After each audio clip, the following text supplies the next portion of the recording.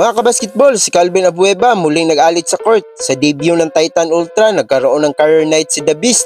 Tara, pag-usapan natin itong malupit na comeback. Sa unang laro ng Titan Ultra sa PBA, hindi lang basta debut, parang pahiwatig na agad na may bagong pwersa sa liga. Sino pa nga ba ang nanguna? Si Calvin Abueva. Halos double-double performance ang nilaro niya. Rebounds, hustle, steals, energy, name it.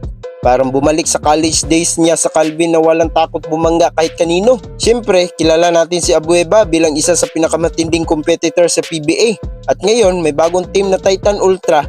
Mukhang nahanap niya ulit ang spark na matagal na nating namimiss. Nakakatuwa kasi ang Titan Ultra kahit bagong team hindi natakot sa big names.